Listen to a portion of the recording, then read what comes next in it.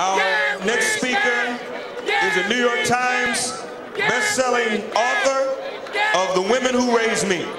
She's the Annie E. Casey Foundation spokesperson for foster care and adoption, a Whitney M. Young awardee.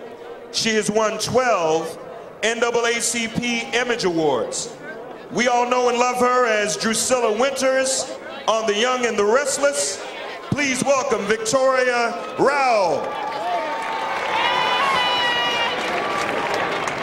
Good afternoon.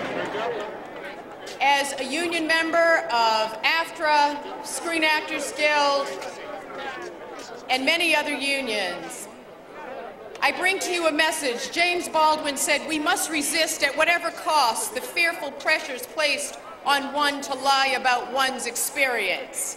And I say, be unafraid of modern-day terrorism in the workplace. Speak out against institutionalized discrimination and disparity. Know what it's like to work for the company that refuses to hire fairly. James Baldwin said, "It's not simply wickedness, which would be easy to deal with, but the apathy, the sleep, the unwillingness to know what is going on, the fact that habits of power are not only extremely hard to loose, they are as tenacious as an incurable disease, and that's discrimination." Like James Baldwin, I'm not afraid. Like I believe, and that you must, we must stand up, take notice, and vote. I believe that it's not out of our hands. It's only out of our hands if we choose not to pick it up and vote as Americans and keep marching forward. Let us not be derailed or distracted by numbers and colors, but let us be invigorated with passion and justice. In 1977, when Harvey Milk won a seat on the San Francisco Board of Supervisors, he bravely became the first openly gay elected official in the United States. His unprecedented election was an inspiration to all Americans to be who we are. "Why are we here?" he asked. "What's happening to me is the antithesis of what you read about in the papers and what you hear about on the radio, that we must band together and fight this movement to the right. And I'm here to say that what you hear and read is what they want you to think, because it's not happening. Major media in this country has talked about the movement to the right, so legislators think there is indeed a movement, that Congress and legislators and city councils will start to move to the right the way major media wants.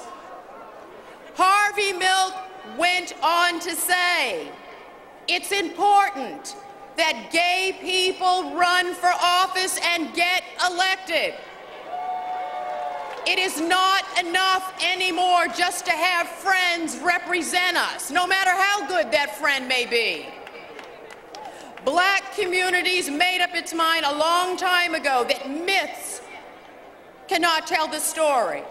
In the Latino community, myths cannot tell the story. In the Asian community, myths cannot tell the story. The time has come when the gay community must not be judged by myths.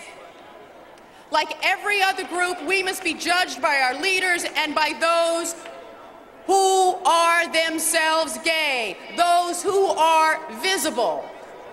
For invisible, we remain in limbo, a myth, a person with no parents, no brothers, no sisters, no friends who are straight, no important positions in employment. But today, the black community is not judged by its friends, but by its black legislators and leaders. We must give people the chance to judge us by our leaders and legislators. A gay person in office can set a tone, can command respect, not only from the larger community, but from the young people in our own community who need both examples and hope. It means hope to a nation that has given up, because if a gay person makes it, honey, the doors are open to everyone. icon Harvey Milk helped open doors for all Americans to be included in the political process, equal opportunities, intolerant of discrimination and disparity. And so, with the legacy of James Baldwin and Harvey Milk, won't you lift up every voice and be heard, be inspired? Know that your voice counts. Seek justice. Get out, rock the boat, and rock the vote. I'm Victoria Rowell.